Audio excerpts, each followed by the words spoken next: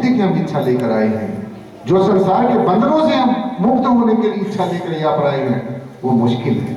वो कब संभव होगा? जब ये हमारे 5 के 5 पेपर पास होंगे। सभी महापुरुषों को, बहनों भाइयों को उन 5 प्रतीकों का आपको पता है, वो बताने की जरूरत नहीं है।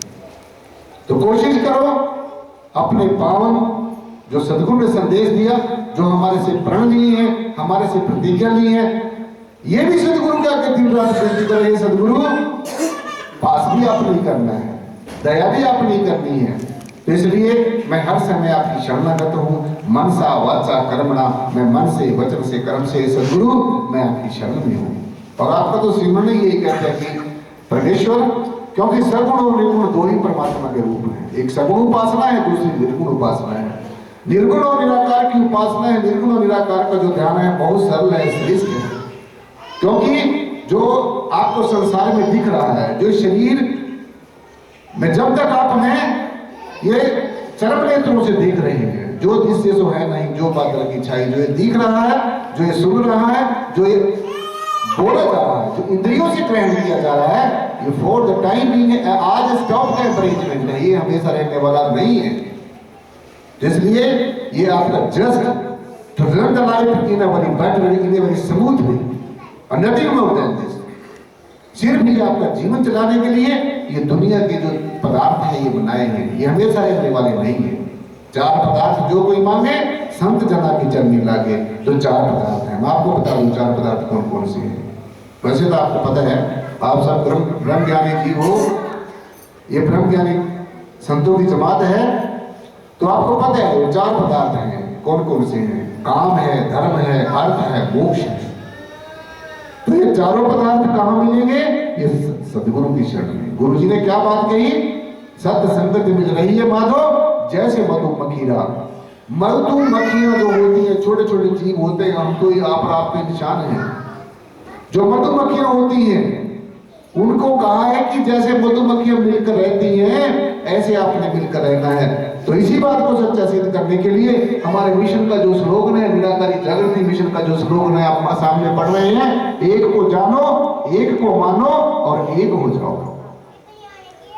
तो ये सूत्र है, ये फॉर्मूला है, ये अकाट्य सत्य बात है। जब आप एक परमेश्वर को जान जाओगे, ये जान जाओगे हम एक ही परमेश्वर के संतान हैं, तो फिर ऊंच नीच, छोटा बड़ा, अमीर गरीब, ज्ञान अज्ञान खत्म। जब आप ये जान जाओ कि हम एक ही परमेश्वर की संतान है, इसको जान गए, फिर इसी को हम मानना हमने शुरू कर दिया, तो डिफरेंस जो भेद बुद्धि है, जिसको कहीं कहीं दिखते हैं आंखों से, उसको एक दिखना शुरू हो जाएगा। तीसरा, एक हो जाओ।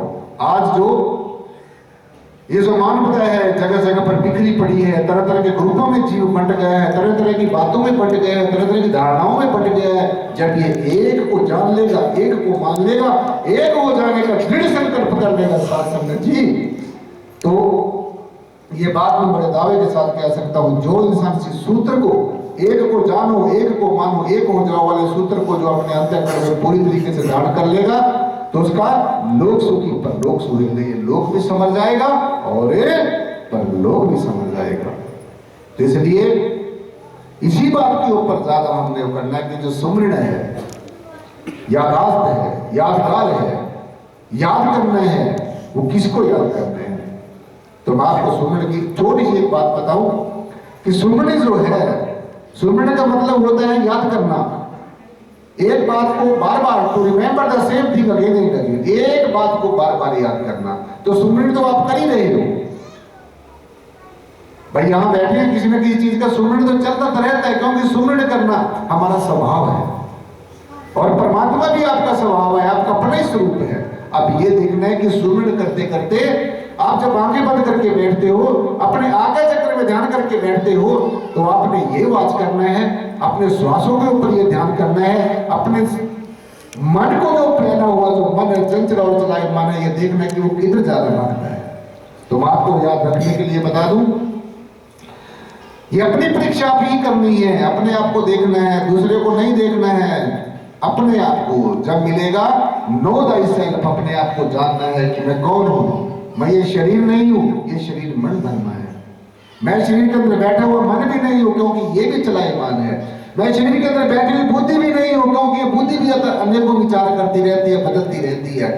मैं सिर्फ शरीर के अंदर बैठा हुआ चित्त भी नहीं हूं, क्योंकि ये चित्त भी अनेकों तरह का चिंतन करता रहता है। और जो सबसे बड़ी रुकावट, सबसे बड़ा जो अवरोध, सबसे बड़ा जो बखेड़ा करने वाली जो चीज है, जो इंसान को पथभ्रष्ट करने वाली चीज है, वो क्या है? अहंकार। सबसे बड़े शत्रु जीवन में इंसान के अहम और वहम। जब किसी को भ्रम हो जाता है, वहम हो जाता है, और जब तो किसी को किसी चीज का अहम हो जाता है, ये समझ लेना दोनों ही पतन के कारण है। चाहे किसी को अपनी ऊंची जाति का भ्रम हो जाए, किसी को अपने धर्म का भ्रम हो जाए, किसी को अपने रंग रूप का भ्रम हो जाए, किसी को अपनी विद्या का भ्रम हो जाए, ज्ञान का भ्रम हो जाए, और किसी तरीके की विद्या और कला का भ्रम हो जाए, तो समझ लेना उसका पतन अब शुरू हो गया है। और जब पूर्ण रूपेण इंसान अपने सदगुरु के ऊपर निर्भर हो जाता है, सब कुछ सदगुरु की दात सबके जीवन में सोचता रहता है कि जो कुछ दिया सब कुछ सदगुरु ने दिया है, और ये बाद में वापस भी देना है। आपको प्रकृति ने जो कुछ दिया है ये वापस भी देना है, ये ध्यान रख लेना। तो थोड़ा थोड़ा वापस भी करते जाना है। और जो परमेश्वर है जिसकी कृपा से हमारा जो जीवन चल रहा है, साथ संगत जी, हमेशा शुक्रिया करना है, थैंक्स करना है। जैसे हम लोग बोलते हैं धन निराकार, धन निराकार किसी गुरु को, किसी जाति को, किसी धर्म को, किसी वर्ण को, किसी संप्रदाय को प्रणाम करना नहीं है। जो परमेश्वर निराकार परमात्मा है, जो निर्गुण परमात्मा है, गुण और अवगुण से परे है, जो रंग रूपाकार से परे निराकार स्वरूप है, जो सबका आधार है लेकिन खुद निराकार है, ऐसे परमेश्वर का धन्यवाद करना है। थैंक्स ए लॉर्ड परमेश्वर, थैंक्स ए लॉर्ड, थैंक्स ए लॉर्ड निराकार परमात्मा। हे परमेश्वर तेरा बहुत बहुत शुक्रिया, बिकॉज आपने मुझे सब कुछ दिया। आपने मुझे वो दिया जो आपने उचित समझा मेरे लिए, और इसके लिए भी शुक्रिया कि मैं हमेशा आपके सामने इच्छाओं का कटोरा लेके खड़ा रहा, और आपने मुझे वो इच्छाएं नहीं दी जो मेरे लिए ठीक नहीं है। इसके लिए भी आपका शुक्रिया। और आपने मुझे वो दिया, क्यों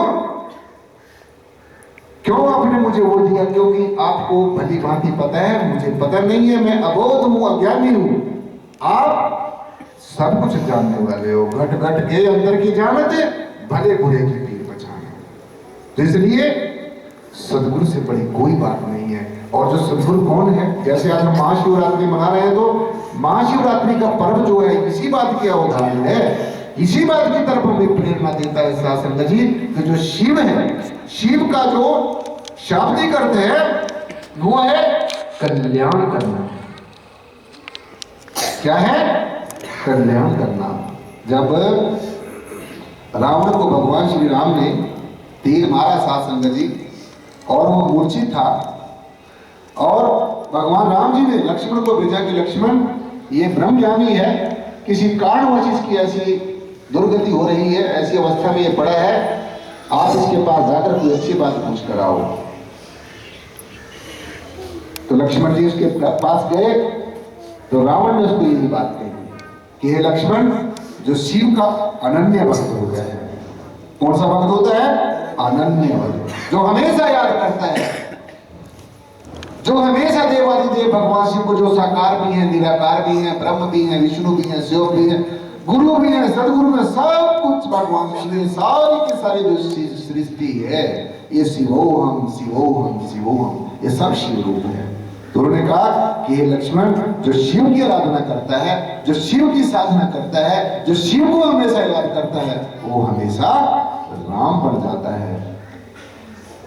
जो रमा हुआ राम है, जो ये निराकार परमात्मा है, वो जीते जी इसमें समा जाता है। और जो शिव को छोड़कर किसी और चीज की आराधना करता है, वो फिर राम में नहीं होता। सिया राम में सब जग जाने, सब कुछ ये परमेश्वर, ये जो सृष्टि है, ये यूनिवर्स है, ब्रह्मांड है, ये सब कुछ राम में है। ऐसे ही गुरु जी ने कहा, गुरु रविदास जी महाराज ने, कबीरदास जी महाराज ने परमेश्वर की परिभाषा बताई है सभी संतों ने कि परमात्मा क्या है, कैसा है। सर्वव्यापी, सबसे न्यारा, ऐसी लीला है या परंपरा। परमात्मा सर्वव्यापी भी है और सबसे न्यारा भी है। अब पहले तो ये जानना सर्वव्यापी कैसे है, फिर ये जानना सबसे न्यारा कैसे है। जब आप परमात्मा को सर्वव्यापी भी जान जाओगे और सबसे न्यारा भी जान जाओगे, तो फिर कुछ जगह ही नहीं रहेगी, फिर कुछ पूछने की जरूरत नहीं रहेगी। जब आप बाहर भी देख लोगे, आंखें खोल के भी देख लोगे और अंदर आंखें बंद करके भी देख लोगे, फिर पता चल जाएगा कि परमेश्वर अंदर भी है, बाहर भी है, दाएं भी है, बाएं भी है, आगे भी है, पीछे भी है, ऊपर भी है, नीचे भी है। मैं परमात्मा में हूं और परमात्मा मेरे में है। ईश्वर अंश जीव अविनाशी, फिर वो बात सत्य सिद्ध होगी। तो इसलिए सत्संग फिर भावना उपजे, फिर भावना भक्ति होए तेरी। जो भक्ति है सत्संग जी, वो सत्संग के बिना नहीं हो सकती, नहीं हो सकती, नहीं हो सकती। सत्संग में आएंगे, ये भक्ति भाव सत्संग में आकर ही मिलेगी और कहीं नहीं मिलते। अगर ऐसा होता तो बड़े बड़े राजे महाराजे रानियां पटरानियां संतों के शरण में ना आती। अगर वो आए तो उनको कोई ना कोई अलौकिक चीज जरूर मिली और आपको भी मिली है। वो अब आपको संभाल के रखना ये आपका काम है।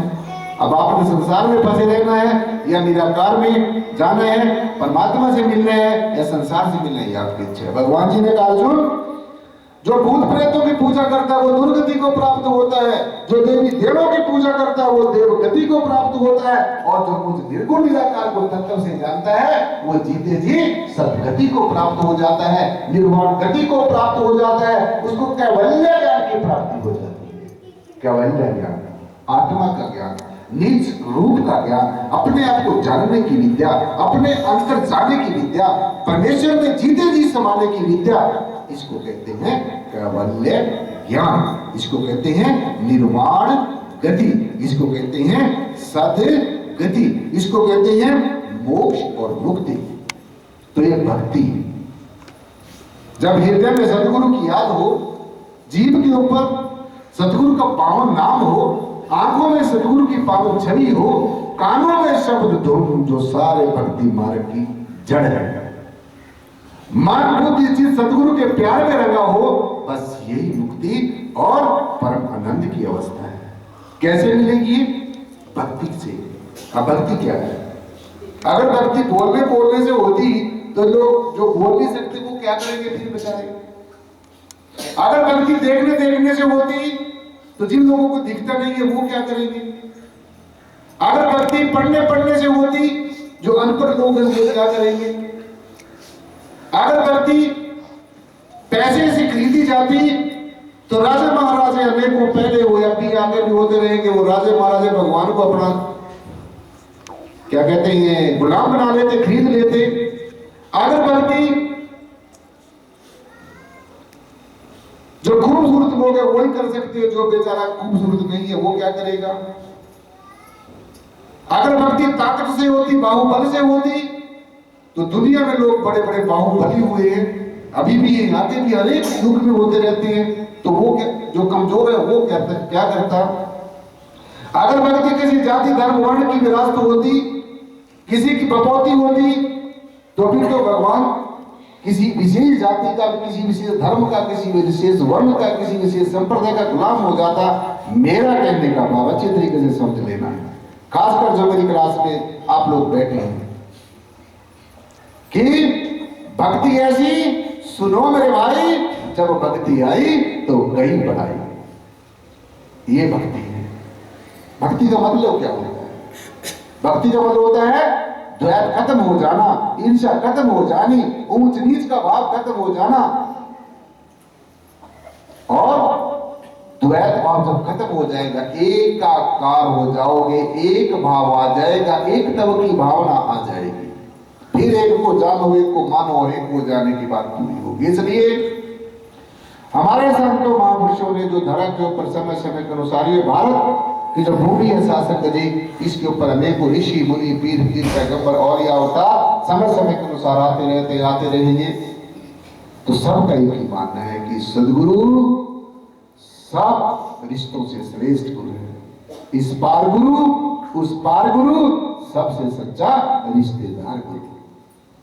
बस ये समझ लो कि जो सदगुरु के आदेश और उपदेश को मानता है। अभी आचार्य जी चर्चा कर रहे थे, महापुरुष रामनाथ जी, डॉक्टर तेजा सिंह, हमारे अपने मिस्टर जसमेर जी, यहाँ के जो हमारे प्रमुख साहबान है दादा राम जी, और जो अभी बीबी दर्शना जी ने आपको शब्द सुनाया कि मेरा सदगुरु एक ऐसी दवाई लेकर आया है जिससे दुख भी दूर होता है, दर्द भी दूर होते हैं, सब कुछ दूर हो जाता है और जीवन आनंद में हो जाता है। चार वेद छह शास्त्र में बात मिली बस तीन बातें। सारे शास्त्रों का ध्यान कर लो, सारे वेदों का ध्यान कर लो कि ईर्ष्या, द्वेष, निंदा ये जब छोड़ के चले जाओगे तो इंसान की फिर तीनों बातें पूरी हो जाएंगी और तीनों में से फिर दो रह जाएंगे। चार वेद छह शास्त्र में बात मिली बस दोए, सुख देने से दुख होत है, सुख देने से सुख होई। अगर हम किसी के सुख की आशा करते हैं, किसी के आनंद की आशा करते हैं और किसी को समय पर हम अपना सहयोग देते हैं सत्संग जी, तो हमें अगर दूसरे को सुख मिलता है, उसको सुख देने में हमें भी सुख मिलेगा और दूसरे को दुख देने में हमें भी दुख मिलेगा। चार वेद छह शास्त्र में बात मिली बस दोए, दुख देने से दुख होते हैं, सुख देने से सुख होए। सो इन्हीं शब्दों के साथ, इन्हीं वचनों के साथ, इसी उम्मीद के साथ कि आपने जो ये पर्व आज यहाँ पर मना रहे हैं निराकरी जागृति विधि के तत्वावधान में सत्संग जी, मुझे पूर्ण आशा है कि आप सब यहाँ पर सुनी गई बातें, यहाँ पर सुनी गई संतों महापुरुषों की बातें, आचार्य जी ने जो आपको पावन संदेश दिया, संतों महापुरुषों ने आपको जो पावन संदेश दिया और जितने विचार प्रचार के यहाँ पर आए, आज हमारे बीच में बीटा से अपना मास्टर